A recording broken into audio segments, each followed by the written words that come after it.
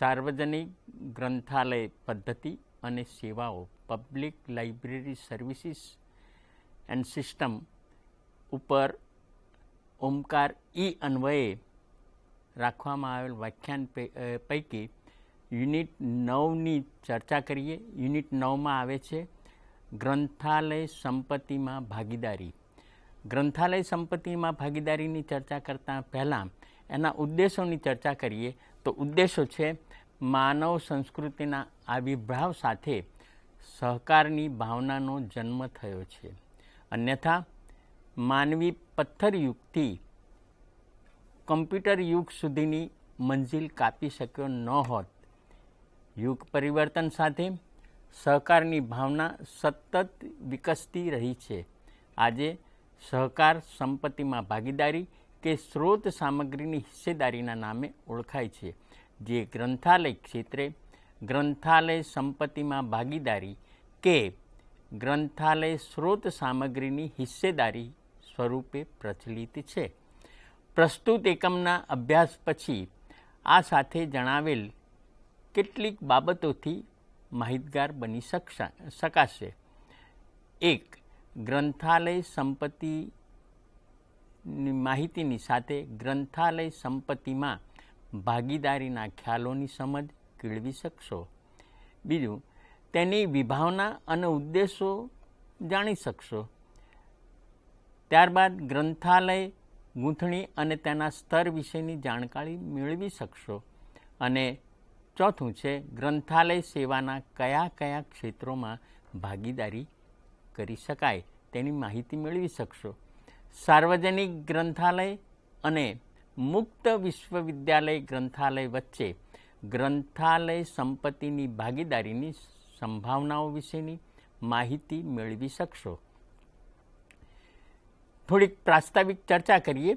વિજ્ઞાન અને ટેકનોલોજીના વિકાસની ગતિ સાથે વ્યક્તિ, સમાજ અન્ય આધારિત બનતા રહ્યા છે. અર્થાત ક્રમશઃ સ્વનિર્ભરતા લુપ્ત થતી રહી છે. વ્યક્તિ માત્ર સતત પરાધીન બનતો રહ્યો છે.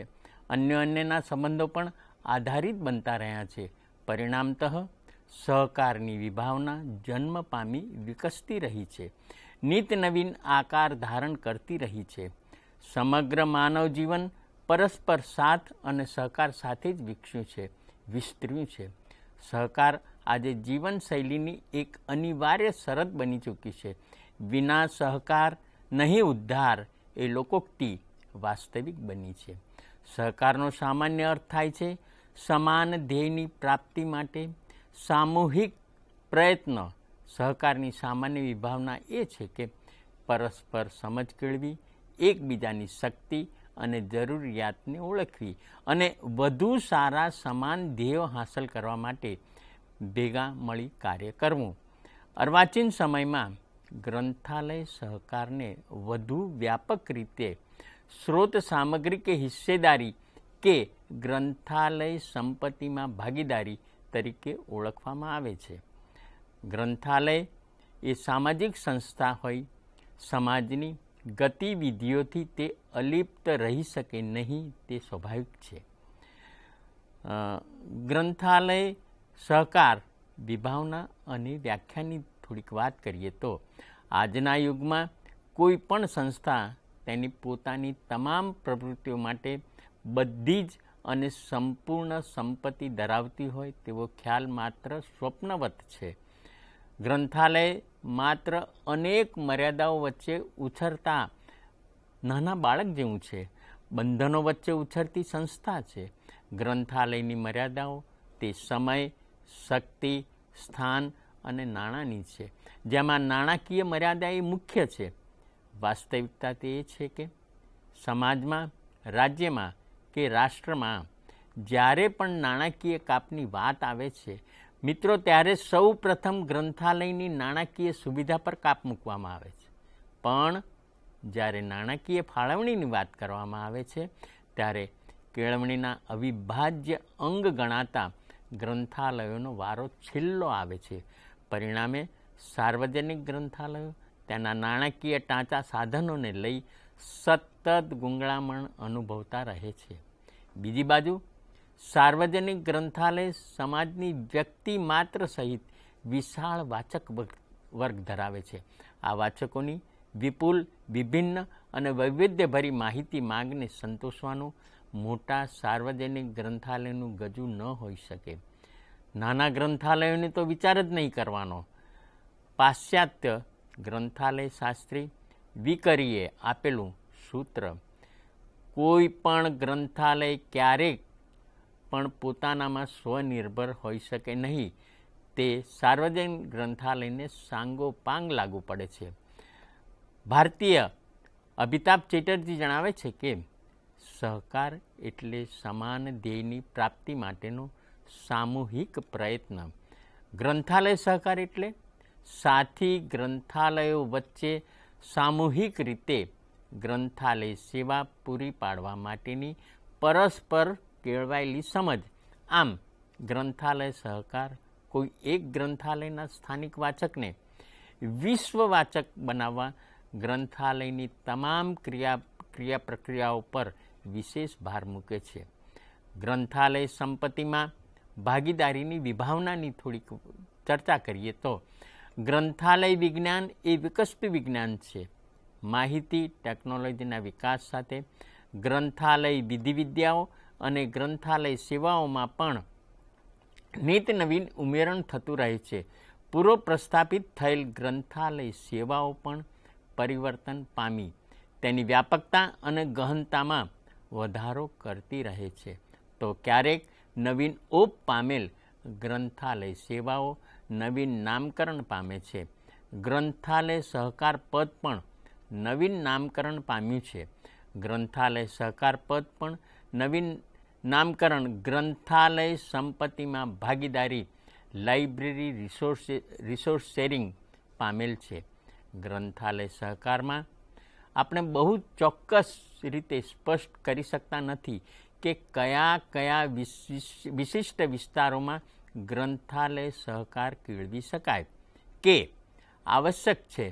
જ્યારે ગ્રંથાલય સંપત્તિમાં ભાગીદારી વધુ વ્યાપક અને ગહન પદ છે. તેમાં ગ્રંથાલયની તમામ સાધન સામગ્રી, ક્રિયા પ્રક્રિયાઓ અને સેવાઓનો સમાવેશ કરવામાં આવે છે. ગ્રંથાલય સંપત્તિમાં ભાગીદારી શબ્દ સમૂહમાં સંપત્તિ પદનો અર્થ અત્યંત વ્યાપક રૂપે કરવામાં આવે છે. સંપત્તિ એટલે કે રિસોર્સિસ, પદ વસ્તુ થિંગ્સ જણાવે છે, ત્યારે વ્યક્તિ પર્સન્સ અને પ્રવૃત્તિ એક્શન્સને આવરી લે છે.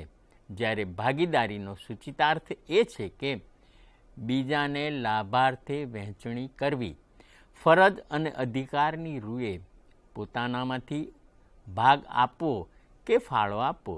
સંપત્તિમાં ભાગીદારી એ બંને સંયુક્ત પદોનો ભાવાર્થ એ છે કે સમભાવે એવી ભાગીદારીની રચના કરવી કે જેમાં દરેક સભ્ય અન્ય સભ્યને કંઈક ફાળો આપવા ઉપયોગી બની રહે, તેમજ દરેક સભ્યની તેમ કરવા માટેની સ્વેચ્છા હોય તથા સભ્યની જરૂરિયાતની પૂર્તિ કરવા એ સક્ષમ પણ હોય.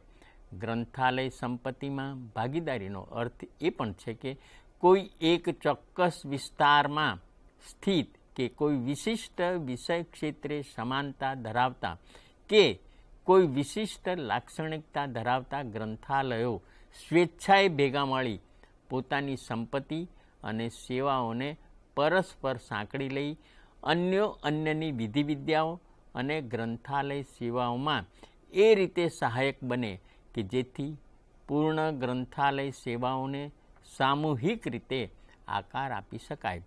કોઈ વિશિષ્ટ ગ્રંથાલયનો વાચક વિશ્વ વાચક બની રહે.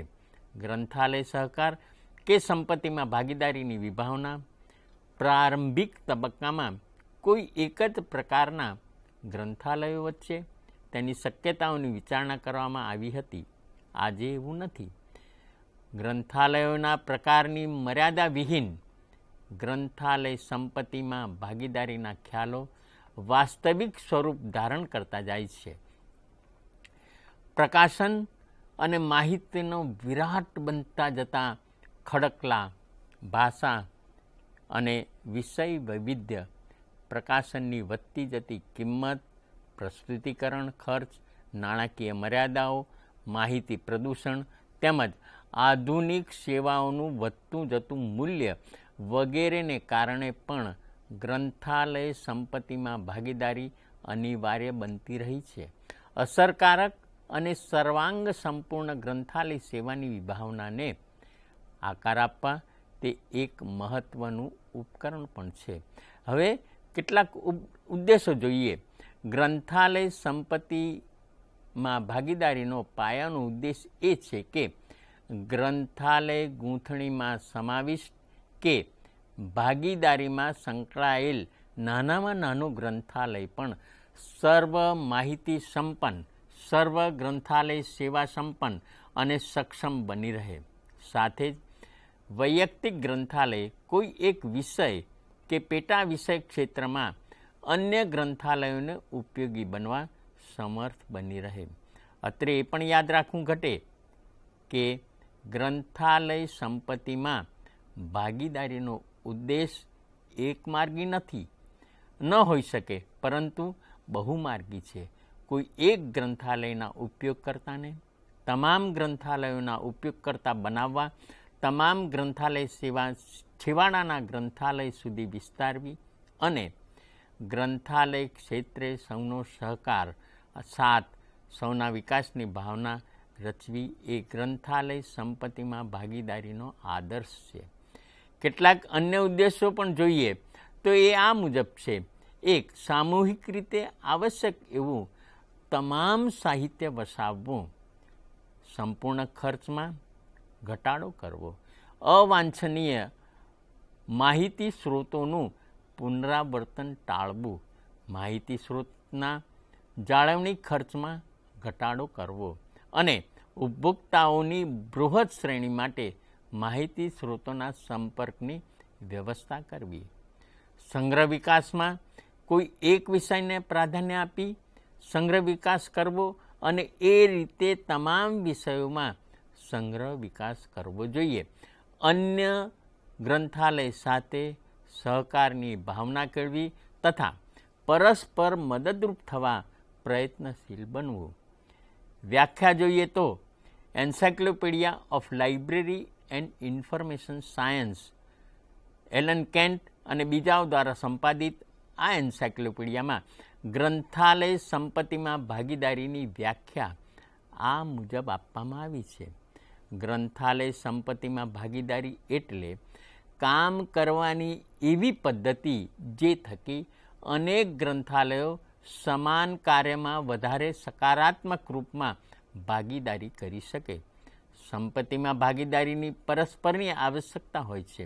આવી ભાગીદારી ઉપયોગમાં લેવામાં આવતા ગ્રંથાલય અન્ય ગ્રંથાલયોને કોઈને કોઈ ઉપયોગી સહકાર ઉપલબ્ધ કરાવી શકે છે. સંપત્તિ કે સ્ત્રોત પદનો ઉપયોગ ગ્રંથાલયના બધા જ સાધનો, કાર્યો, સેવાઓ અને વ્યવસાયિક તેમજ બિન વ્યવસાયિક કર્મચારીઓ માટે પણ કરવામાં આવે છે.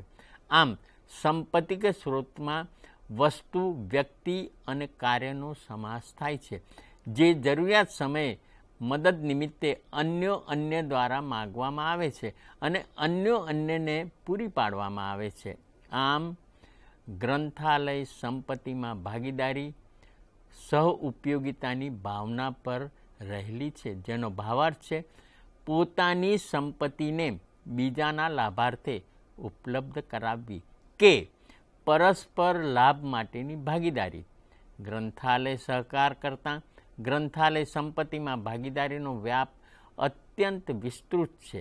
સાથે જ તે વૈયક્તિક ગ્રંથાલયના અસ્તિત્વને જાળવી રાખી તેના ઉપયોગકર્તાઓ માટે ભાગીદારીમાં જોડાયેલ તમામ ગ્રંથાલયના દ્વાર ખોલી આપે છે.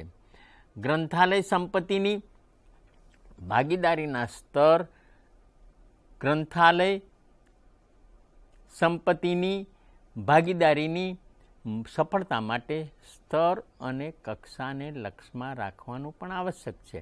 અર્થાત ગ્રંથાલય ગૂંથણી આવશ્યક છે. માત્ર કોઈ એક હેતુની પૂર્તિ માટે કે 2-4 ગ્રંથાલયો ભેગા મળે અને હેતુની પૂર્તિ થતાં છૂટા પડે તેને ગ્રંથાલય સંપત્તિમાં ભાગીદારી તરીકે ઓળખાવી શકાય નહીં જ. ગ્રંથાલય સંપત્તિમાં ભાગીદારી એ લાંબા ગાળાની કે કાયમી વ્યવસ્થા છે. સૌપ્રથમ તો એ લક્ષમાં રાખવું જોઈએ કે વિશેષ કરીને સાર્વજનિક ગ્રંથાલયો ભૌગોલિક દ્રષ્ટિએ દૂર દૂર આવેલા હોય છે. સહજ ભૌગોલિક દૂરત્વ એ સમાન ભૂમિકાએ સેવા આપતા ગ્રંથાલયોની એક લાક્ષણિકતા રહી છે. ગ્રંથાલય ગૂંથણીના પ્રથમ તબક્કે ભૌગોલિક સ્તર નક્કી કરવાનું આવશ્યક છે, જે આ પ્રમાણે હોઈ શકે. આંતરરાષ્ટ્રીય સ્તર એ પહેલું પગથિયું ગણાવી શકાય. પરાવલંબન એ અર્વાચીન યુગની એક લાક્ષણિકતા રહી છે. વિશ્વના તમામ રાષ્ટ્રો એક યા બીજી જરૂરિયાતના સંદર્ભે એકબીજા પર આધારિત છે. ગ્રંથાલય જગત પણ તેમાંથી બાકાત ન હોઈ શકે એ સ્વાભાવિક વાત છે. ગ્રંથાલય ક્ષેત્રે સંપત્તિમાં આંતરરાષ્ટ્રીય સ્તરે આવકાર્ય અને પરિણામદાયી બની રહે એ એસીઆર તેનું ઉત્તમ ઉદાહરણ છે. ગ્રંથાલય સેવાઓ, પ્રલેખન સેવા અને માહિતી સેવામાં પલોટાતા આંતરરાષ્ટ્રીય સ્તરે સંપત્તિમાં ભાગીદારી સહજ બનતી જાય છે. આ માટે યુનેસ્કો અને ઇફલાનું પ્રોત્સાહન પણ વિશેષ કારણભૂત બની રહ્યું છે. એગ્રીસનેટ, અર્નેટ, આઈસીએસયુ, આઈએફઆઈપી, ઇનિસ, એનટીસી વગેરે તેના ઉદાહરણો છે. અને જો રાષ્ટ્રીય સ્તરની વાત કરીએ તો વિશ્વના તમામ દેશોમાં આજે રાષ્ટ્રીય સંપત્તિમાં ભાગીદારી જોવા મળે છે. વિજ્ઞાન અને ટેકનોલોજી ક્ષેત્રે આ વિભાવના વિશેષ જોવા મળે છે. ભારતમાં નિષાદની રચના તેનું ઉત્તમ ઉદાહરણ છે. વિભાગીય સ્તરની વાત કરીએ તો આંતરરાષ્ટ્રીય સ્તરે અને રાષ્ટ્રીય સ્તરે ભાગીદારી કરવામાં ક્યારેક અવરોધો જેવા કે વિસ્તાર, ભાષા વગેરે હોય છે. પરિણામતઃ ગ્રેટ બ્રિટનમાં વિભાગીય સ્તરે સંપત્તિમાં ભાગીદારીનો 1850માં વિચાર રજૂ થયો. તેમજ ત્યારબાદ અનેક જગાએ વિભાગીય સ્તરની ભાગીદારી જોવા મળે છે. આજે તો સ્થાનિક સ્તરની વાત કરીએ તો સ્થાનિક સ્તરના ગ્રંથાલયો એક યા બીજા સ્વરૂપે અને જાણે અજાણે સંપત્તિની ભાગીદારીમાં હિસ્સો લેતા હોય છે. જોકે હવે તેને વ્યવસ્થિત સ્વરૂપ મળ્યું છે.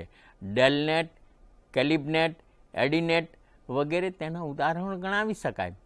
ગ્રંથાલયના પ્રકાર પ્રમાણે પણ સામાન્યતઃ ગ્રંથાલય સંપત્તિમાં ભાગીદારીની વાત કરવામાં આવે છે કે ગ્રંથાલય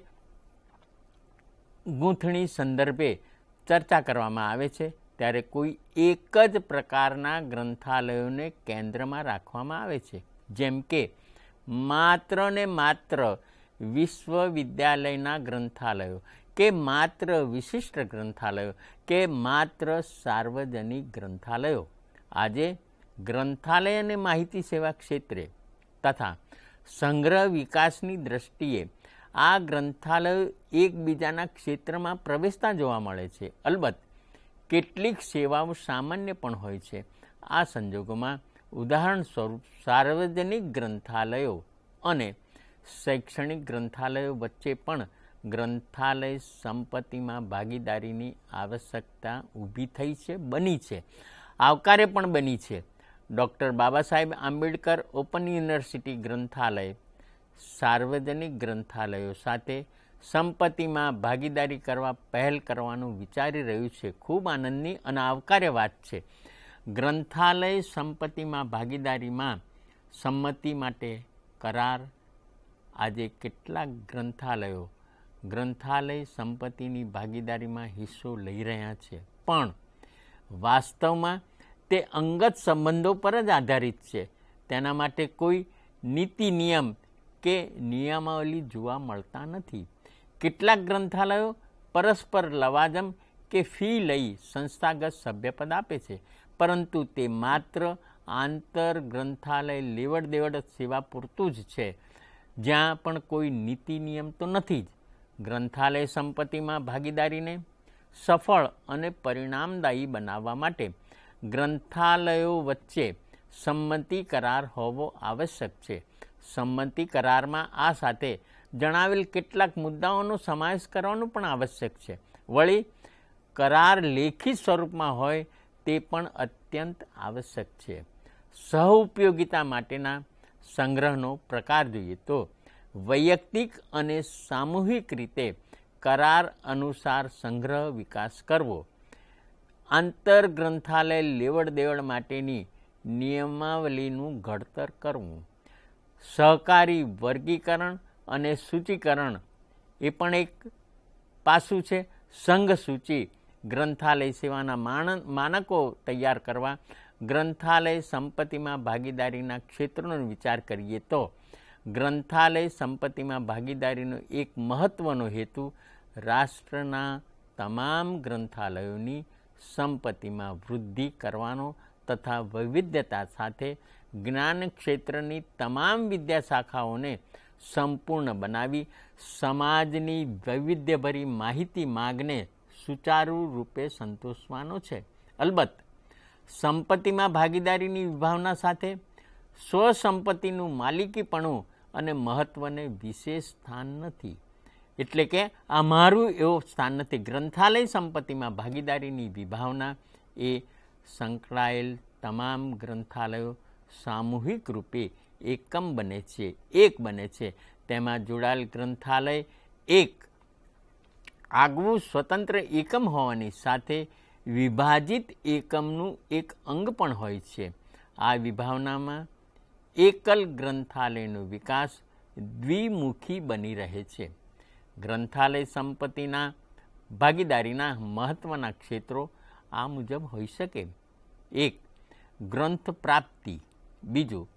પ્રસ્તુતિકરણ, જેમાં વર્ગીકરણ અને સૂચિકરણ મહત્વનો સમાવેશ થાય છે. 3. ગ્રંથ ભંડાર. 4. ગ્રંથ વિનિમય. 5. વાંચન સામગ્રીની દુરસ્તી અને સાચવણી. 6 લઈએ આંતર ગ્રંથાલય લેવડ દેવડ. અને 7 આંતર ગ્રંથાલય સભ્યપદ ચીટિકા કે ટિકિટ. 8 લઈએ તો સંદર્ભ સેવા. 9 પ્રલેખન અને માહિતી સેવા. પ્રચાર અને વિસ્તરણ પ્રવૃત્તિ. વૈયક્તિક સેવાઓ. ગ્રંથાલય પ્રશિક્ષણ અને ઉપયોગકર્તાઓને પ્રશિક્ષણ. માત્ર ગ્રંથાલય કર્મચારીઓને નહીં, ઉપયોગકર્તાઓને પણ આ તમામ ક્ષેત્રની માહિતી આ મુજબ આપણે ડિટેલ્સમાં જોઈએ તો સૌ પ્રથમ લઈએ ગ્રંથ પ્રાપ્તિ. ગ્રંથાલય સંપત્તિમાં ભાગીદારીએ ગ્રંથ પ્રાપ્તિનો સામાન્ય અર્થ થાય છે કોઈ એક વિસ્તારના સમાન ભૂમિકા અદા કરતા ગ્રંથાલયોની ગ્રંથ પ્રાપ્તિનું સુનિયોજિત આયોજન, જે અન્વયે વિભિન્ન વિષય વહેંચણી સાથે જે તે ગ્રંથાલયો તદ અનુસાર આવશ્યક એવી તમામ વાંચન સામગ્રી વસાવે. આમ કરવાથી સામૂહિક રીતે તમામ ગ્રંથાલયો તમામ પ્રકાશન સાથે સમૃદ્ધ બની રહેશે. એ બે મત નથી આ બાબતમાં. અલબત્ત આ યોજનાનો આશય વિષય ગ્રંથાલયો રચવાનો નથી જ. દરેક ગ્રંથાલયે પોતાની સ્થાનિક જરૂરિયાતના સંદર્ભે આવશ્યક વાંચન સામગ્રી તો વસાવવાની રહે જ છે. આ માટે દરેક ગ્રંથાલયે સામૂહિક અંદાજપત્રને સમાંતરિત રહી વિશેષ જોગવાઈ પોતાના અંદાજપત્રમાં કરવાની રહે છે.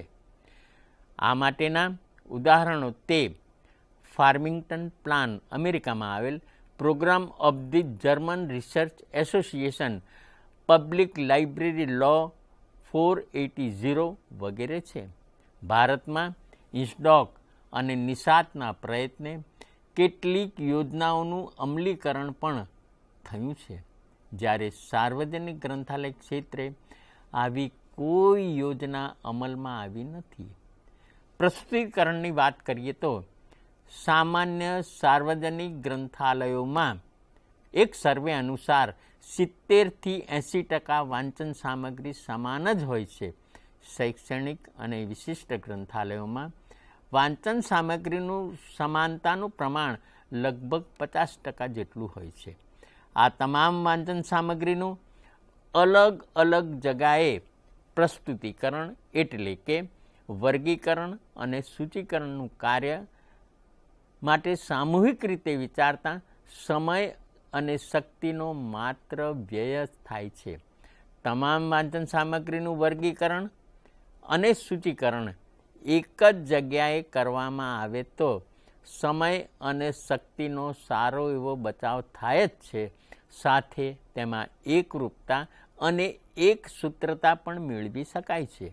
આ માટેનો સરળ અને સસ્તો ઉપાય તે પૂર્વ પ્રકાશન વર્ગીકરણ અને સૂચીકરણ તથા પાશ્ચાત્ય દેશોમાં આ યોજનાઓ અમલમાં છે. ભારતમાં કેટલાક પ્રકાશકો આંશિક સ્વરૂપે આ યોજનાને અનુસરે છે. વિશેષ કરીને ગ્રંથ પરિક્રમણ પદ્ધતિમાં એકરૂપતા અપનાવવામાં આવે તો આંતરગ્રંથાલય ચીટિકાની યોજના અમલમાં લાવવી સરળ બને. ગ્રંથ ભંડારની વાત કરીએ તો સામાન્યતઃ ગ્રંથાલયમાં વસાવવામાં આવતા બધા જ ગ્રંથોનો ઉપયોગ થશે તેવી ભાવના સાથે ગ્રંથ સંગ્રહનો વિકાસ કરવામાં આવે છે. છતાં વસાવવામાં આવેલ બધા જ ગ્રંથોનો ઉપયોગ થાય એવું જોવા મળતું નથી. કેટલાક ગ્રંથોનો સતત ઉપયોગ થાય છે, કેટલાક ગ્રંથોનો જૂજ ઉપયોગ થાય છે, તો કેટલાક ગ્રંથો વર્ષોના વર્ષો એમનેમ જ પડી રહે છે, ક્યારેય તેનો ઉપયોગ થતો નથી. તેવા ગ્રંથોનું પ્રમાણ લગભગ 10% જેટલું હોય છે. વળી સમય જતાં કેટલાક ગ્રંથો માહિતી મૂલ્યની દ્રષ્ટિએ પણ શૂન્ય બની રહેતા હોય છે. આ ગ્રંથો માટે સામૂહિક રીતે અલગ ગ્રંથ ભંડારની રચના કરી તેમાં થાપણ સ્વરૂપ મૂકવામાં આવે આ પુસ્તકો તો જગાનો પ્રશ્ન હલ થઈ શકે. સાથે જ ઈચ્છિત ગ્રંથ મેળવવા માટે વાચકને અવરોધક પણ નહીં બને. આ રીતે જોઈએ તો ગ્રંથાલયમાં જ્યારે પુસ્તકોની ગોઠવણી કરવામાં આવે છે ત્યારે નવા અને જૂના બંને પુસ્તકો સાથે ગોઠવાય છે. એટલે નવા પુસ્તકની પ્રાપ્તિ માટે વાચકને પેલા જૂના પુસ્તકો ફરજિયાત જોવા જ પડે છે અને એ રીતે એ અવરોધક બને છે. પાશ્ચાત્ય દેશોમાં આ રીતના ગ્રંથ ભંડારો હોવા સામાન્ય છે. ગુજરાતના મહેસાણામાં આવેલ રિપોઝિટરી બુક સેન્ટર તેનું ઉત્તમમાં ઉત્તમ ઉદાહરણ છે. ક્વચિત ભારતમાં આ પહેલું સહકારી ગ્રંથ ભંડાર છે.